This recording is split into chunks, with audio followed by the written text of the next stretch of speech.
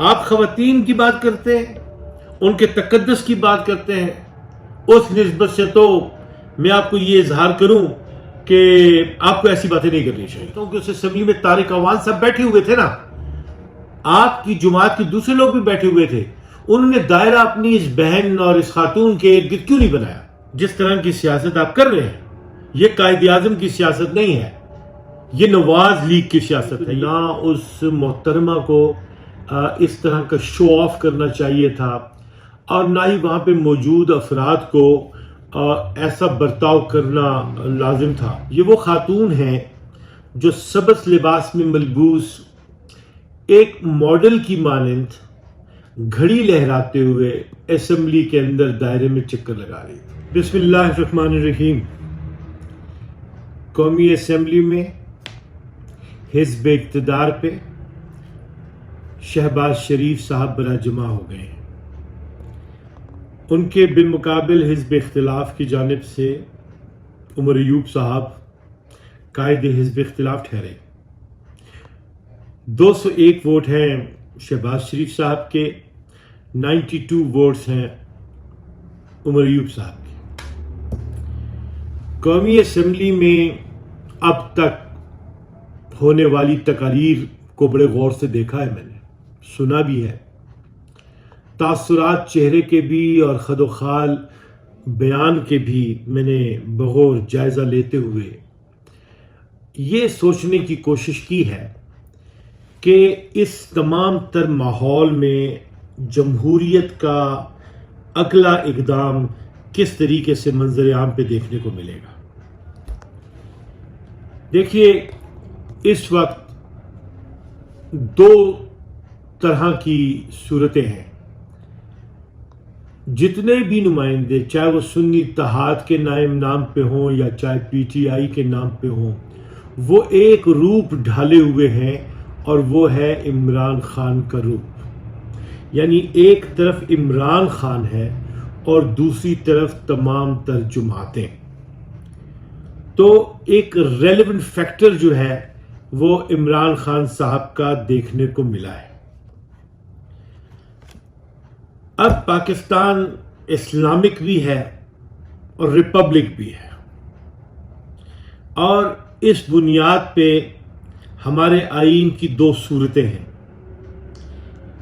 ایک تو article 2A کے کہنے کے مطابق اسلام کے خد و خال، اس کی تعلیمات قرآن و سنت کی روشنی میں حاوی ہیں اور ان کی پیروی لازم ہے ہماری ریاست کے لیے اسے سبسٹینشل لا گردانتے ہوئے، اور دوسری طرف گورننس کا جو سسٹم ہے وہ تمام کا تمام مغربی نوعیتوں کا ہے، درمیان میں مکسڈ آئیڈیالوجی اور کنفیوزڈ سچویشنز ہیں۔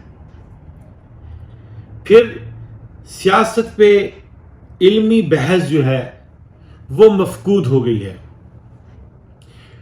سلطان راہی کے گنڈاسوں کی صورت کسی نہ کسی شکل میں دیکھنے کو مل جاتی ہے۔ میں جائزہ لے رہا تھا اس بات پہ کہ محترم شہباز شریف ابھی ہماری خیبر پختونخوا اسمبلی کی ایک ممبر سے ملے ہیں۔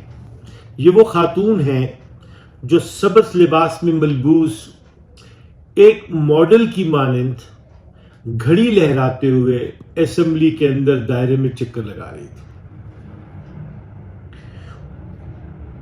اور اس پہ جو ریاکشن ہوا، جو کہ قطع نظر اس کے کہ صحیح یا غلط، اس لیے کہ اصولی طور پہ تو نہ اس محترمہ کو اس طرح کا شو آف کرنا چاہیے تھا، اور نہ ہی وہاں پہ موجود افراد کو ایسا برتاؤ کرنا لازم تھا۔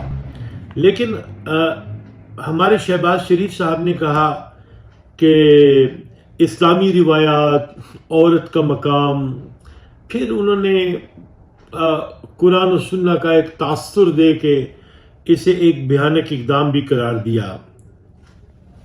ریئلی، سیریسلی، واقعی ایسے معاملات کو آپ کنیکٹ کر کے مذہب کے ساتھ، اس کا لبادہ پہنانے کی کوشش کریں گے.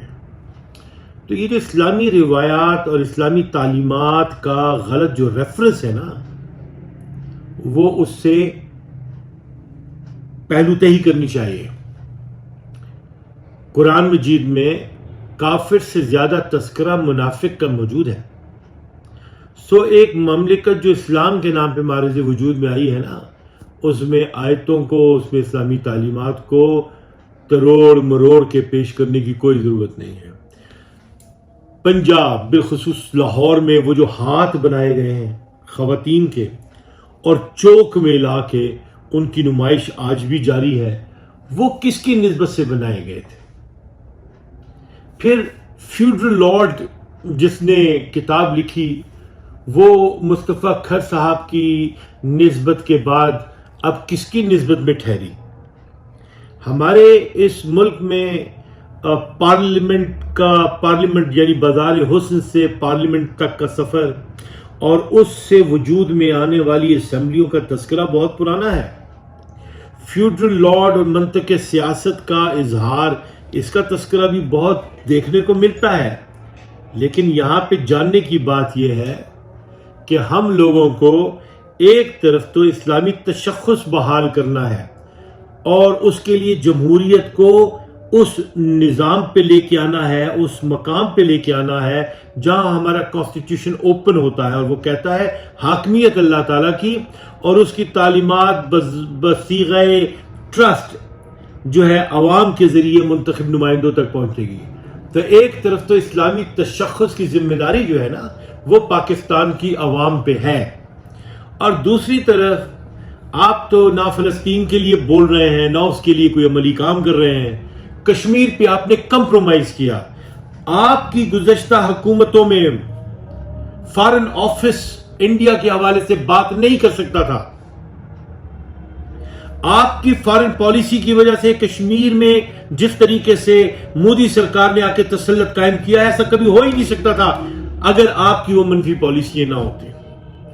آپ خواتین کی بات کرتے ہیں، ان کے تقدس کی بات کرتے ہیں. اس نسبت سے تو میں آپ کو یہ اظہار کروں کہ آپ کو ایسی باتیں نہیں کرنی چاہیے. اب جس طرح کی سیاست آپ کر رہے ہیں یہ قائد اعظم کی سیاست نہیں ہے، یہ نواز لیگ کی سیاست ہے، یہ فیڈریشن کی سیاست نہیں ہے. پھر چلیں جہاں پہ ذکر آتا ہے خواتین کے تقدس کا، تو میں آپ سے سوال پوچھتا ہوں کہ اس اسمبلی میں طارق اعوان صاحب بیٹھے ہوئے تھے نا، آپ کی جماعت کے دوسرے لوگ بھی بیٹھے ہوئے تھے، انہوں نے دائرہ اپنی اس بہن اور اس خاتون کے ارد گرد کیوں نہیں بنایا؟ آپ کو چاہیے شو کاز دیں انہیں. اور اگر آپ واقعی ایسا سمجھتے ہیں جیسا کہ آپ نے کہا ہے اور آپ دینی تعلیمات کا تذکرہ کرتے ہیں، تو ایسے بھائی یا ایسے ممبران یا ایسے صوبائی اسمبلی کے افراد جو آپ کی جماعت سے وابستہ ہیں، ان کے ہوتے ہوئے اس خاتون کے ساتھ اللیجڈ وہ جو تصویر آپ پیش کریں اگر ویسا ہوا ہے تو انہوں نے دائرہ بنا کے اپنی اس بہن کی حفاظت کیوں نہیں کی؟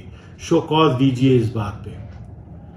آپ کو چاہیے کہ آپ قوم سے معافی مانگیں کہ آج قوم جس عذاب سے گزر رہی ہے معاشی بحران کے، اس کے ذمہ دار آپ ہیں. آئندہ کے لیے آپ کو یہ چاہیے کہ آپ اپنے منصب سے استعفیٰ دیں اور صاف اور شفاف الیکشن کو ممکن بنائیں اور عدلیہ کے ذریعے وہ الیکشنز کروائیں. اس لیے کہ یہ جو الیکشن ریزلٹس آئے ہیں اور جو تماشا دیکھا گیا ہے تو قوم کے دلوں میں ایسی اسمبلیوں کا کوئی احترام نہیں ہوگا. سو جمہوریت کے اس سفر میں یہ سمجھتا ہوں کہ ہمارے صوبے میں بننے والی حکومت اور مرکز میں جس طرح کا انداز سیاست اختیار کیا گیا ہے، یا وہ بولی جو کہ سٹیک ہولڈرز کو نظر انداز کرتے ہوئے محترم نے کی ہے اسمبلی میں، کیا نام تھا اس کا، رک جاؤ، وہ اظہار خیال جو کہ اچکزئی صاحب نے کیا ہے، تو وہ ابتدائے پاکستان سے یہی تو بولتے آ رہے ہیں. آئیڈیولوجیکلی انہوں نے اپنے آپ کو ٹھیک نہیں کرنا. آپس میں سیاستدانوں نے اتفاق رائے اس قوم کی بہتری میں کرنا نہیں ہے، نظریاتی اساس پہ ایک ہونا نہیں ہے، اور ایک دوسرے کے قتل کا سامان کرنا ہے. ذوالفقار علی بھٹو کی صورت میں، محترمہ بے نظیر بھٹو کی صورت میں، لیاقت علی خان کی صورت میں ایسی ارینجمنٹس کرنی ہے اور پھر اصولوں کی سیاست کی بات بھی کرنی ہے. ایسا نہیں ہوتا. بنیادی سیاسی اخلاقیات کا کوئی معاہدہ ہمارے سیاستدانوں نے نہیں کیا. اب کر لیجئے، اس لیے کہ اس کے بغیر پاکستان ایک قدم بھی آگے ترقی نہیں کر سکتا. Thank you.